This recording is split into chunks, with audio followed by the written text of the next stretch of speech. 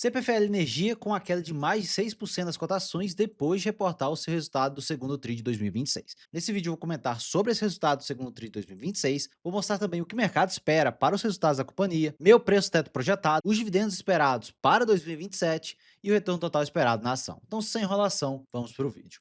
Lembrando que nada desse vídeo é uma recomendação de investimentos e eu já deixo o convite para você se inscrever nesse canal para não perder nenhum dos próximos vídeos. A CPFL Energia atua no estado de São Paulo e de Rio Grande do Sul, onde ela possui 4 concessões. E grande parte do resultado dessa companhia está focado no segmento de distribuição de energia, onde 65% do seu EBITDA vem desse segmento. Ela também atua na parte de geração e transmissão de energia elétrica. Os destaques do resultado da companhia: o EBITDA cresceu em 17,4% em relação ao segundo TRI de 2025 e 7,8% nesse semestre.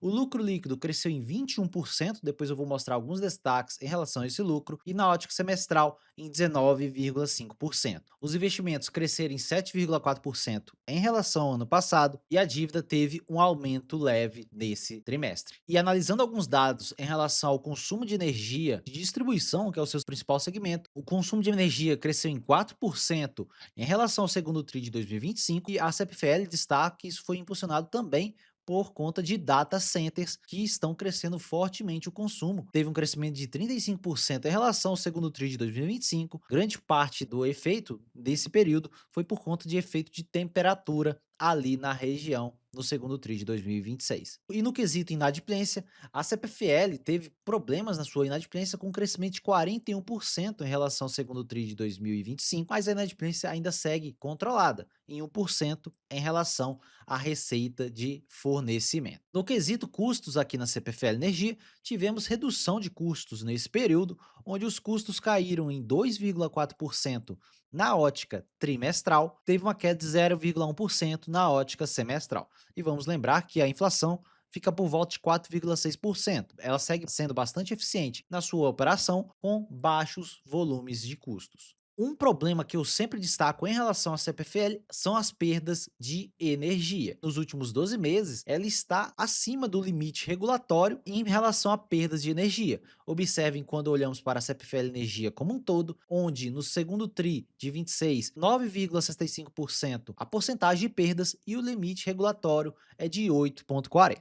Isso aqui é um problema porque pode gerar também algum efeito na revisão das tarifas de energia da companhia. Eles destacam que eles estão fazendo inspeções em vários segmentos para melhorar esses números. Em relação ao resultado e à evolução do EBITDA por segmento, tivemos um forte crescimento de 11% na parte de distribuição, teve um incremento na parte de geração, transmissão teve um efeito não recorrente, serviços com um bom crescimento. Então o EBITDA cresceu em 17% nesse período e foi impulsionado principalmente por conta de transmissão, com o EBITDA crescendo devido a reajuste na RBSE e de outros efeitos. Então tiveram efeitos não caixa aqui no período, então o EBITDA regulatório era para ser de 19 bilhões, então não teve tanto crescimento assim. E a evolução do lucro líquido também foi afetada por esse EBITDA, porque aqui contém aquele não recorrente, que ainda teve incremento de lucratividade, mas não foi de 21%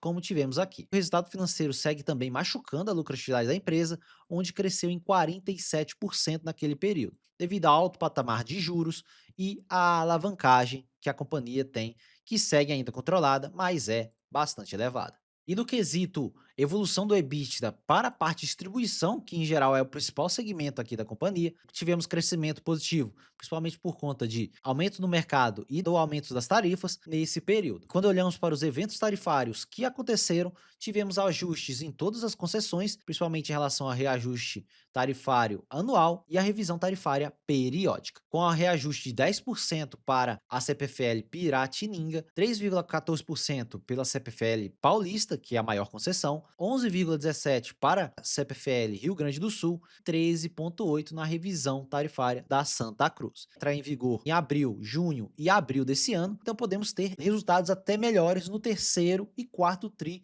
de 2026, quando olhamos para esses quesitos na CPFL Energia. E olhando para o EBITDA por distribuidora, observe que a maior é a CPFL Paulista e a segunda maior, CPFL Rio Grande do Sul. No quesito investimento, os investimentos no trimestre cresceram em 7,4% e no semestre em 4,8%. E 80% do total dos investimentos foi para a expansão, melhorias e modernização da parte de distribuição para a próxima revisão tarifária da companhia. Plano de investimentos para os próximos anos, onde é esperado na faixa de 6,5 bilhões para esse ano de 2026, e isso deve ser mantido até 2030, com uma redução aqui no curto prazo, porque vão acontecer revisões tarifárias no final do ano de 2027 e no início de 2028. E temos aqui o prazo para a revisão tarifária do próximo ciclo para a CPFL Paulista, que é o maior ativo, será em abril de 2028, para a CPFL Rio Grande do Sul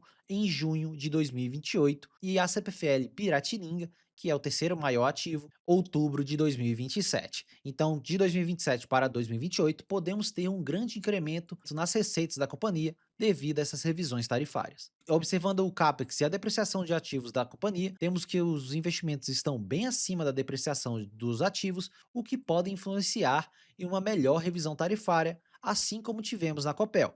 Observe que na Copel tivemos uma revisão na faixa de 20,5% nessa nova revisão tarifária que aconteceu em junho de 2026. E observe o volume de investimentos na Copel nos últimos anos e a CPFL Energia vem investindo bem acima da Copel nesse período. Para 2028 é esperado um forte crescimento de resultados na CPFL Energia. E com isso, vamos ter também o aumento de endividamento devido ao volume de investimentos. A dívida saiu de 2,07 para 2,36, cresceu para 32 bilhões. Eu acredito que o mercado possa não ter ficado contente com isso, mas o foco da companhia é no crescimento para 2028. E o custo da dívida está em 7,6% real e 70% da dívida está atrelada ao CDI. Então a dívida na companhia segue muito bem controlada nesse curto prazo.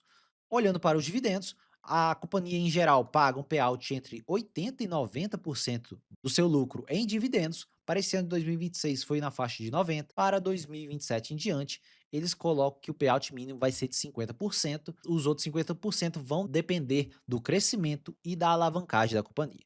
Mas como os resultados ainda seguem crescentes, é bem provável um payout na faixa de 70% a 80% para 2027. Por que eu estou falando somente de 2027? Porque, em geral, a CPFL Energia anuncia seus dividendos com Datacom em abril e paga durante o ano. Então, o próximo dividendo da CPFL Energia vai ser somente em abril de 2027. E o que o mercado estima para os resultados da companhia? Crescimento neutro nesse ano, na faixa de 5,7 bilhões de lucratividade, e provavelmente isso deve acontecer por conta desse aumento da alavancagem, que vai machucando mais o resultado financeiro no curto prazo. E com 80% de payout, nós temos quase 10% de dividend yield nessas cotações de CPFL Energia, 8,16 vezes de PL, um PL muito amassado na companhia. E para 2027 também é estimado um crescimento bem pequeno, por conta desse aumento das despesas financeiras que estão machucando o resultado. Um lucro na faixa de 6 bilhões, 80% de payout, dividendo de 10,15%, PL 7,88. Então, a CPFL segue bem descontada nessas cotações e com potencial grande de dividendo para 2027. E o PL histórico da companhia também segue muito amassado quando olhamos para o histórico dela antes do seu controle pela State Grid, que é uma estatal chinesa. Ela tinha múltiplos muito maiores, mas depois que os resultados melhoraram, o mercado parou de precificar bem a companhia, precificando ela aqui na faixa de 8 vezes lucro, que é basicamente o que raramente aconteceu na companhia. Então eu acho que eles pesam muito porque é controlada por uma estatal chinesa, mas o que importa para a gente é o resultado estar crescendo, custos controlados e dividendo no nosso bolso. O EV/EBITDA nos últimos anos também segue bem amassado. Observe que só não está mais amassado do que 2024 nesse longo histórico. Preço teto de dividendos com as cotações nos R$ 40. Observe que eu estimo esse dividendo na faixa de 9,5% a 10% para o ano que vem. O PL vai ficar nessa faixa de 8 a 7,8. Meu preço teto segue em R$ 51, principalmente focando em 2028, que vamos ter sim altas revisões tarifárias devido a esse volume de investimentos. Com isso, o retorno total esperado, multiplicando isso por uma taxa de crescimento de 7%, e observe que eu fui bem generoso aqui, bem pé no chão, bem pessimista com essa taxa de crescimento, porque até mesmo na CEMIG eu já considerei taxas um pouco maiores, com também uma revisão tarifária para 2028. Se considerarmos isso, o retorno nominal fica na faixa de 17 a 18%, tirando 6% de inflação, nós temos um IPCA mais 10,5 a 11,27. Então, se fosse 8 a 9% de crescimento, que pode ser que ela entregue até mais que isso a partir de 2028, isso aqui seria um IPCA mais 12 a IPCA mais 13 já nessas cotações.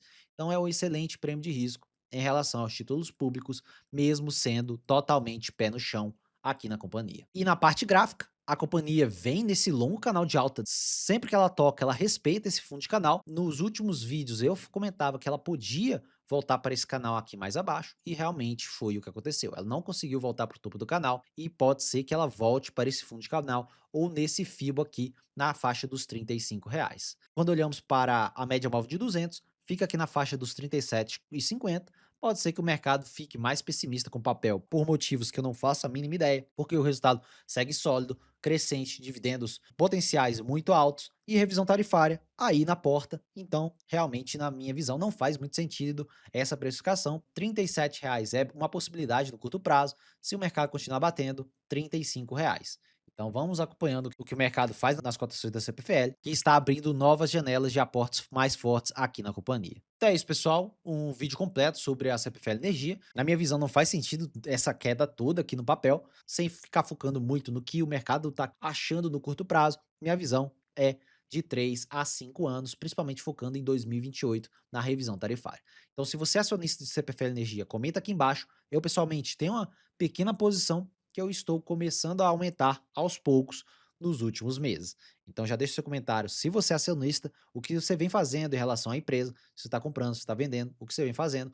Se você gostou desse vídeo, deixa o like, ajuda muito na divulgação do vídeo e também faz o YouTube te entregar mais vídeos meus. Se você quer uma planilha com preço teto, retorno esperado, dividendos, tudo projetado, seja membro do canal para ter acesso a essa planilha e vídeos exclusivos para membros. Então, só clicar no botão Seja Membro e pode cancelar quando quiser. Se você é novo por aqui, se inscreva nesse canal para receber mais vídeos como esse e ative o sininho. Meu nome é Thiago Cardoso e eu te vejo no próximo vídeo.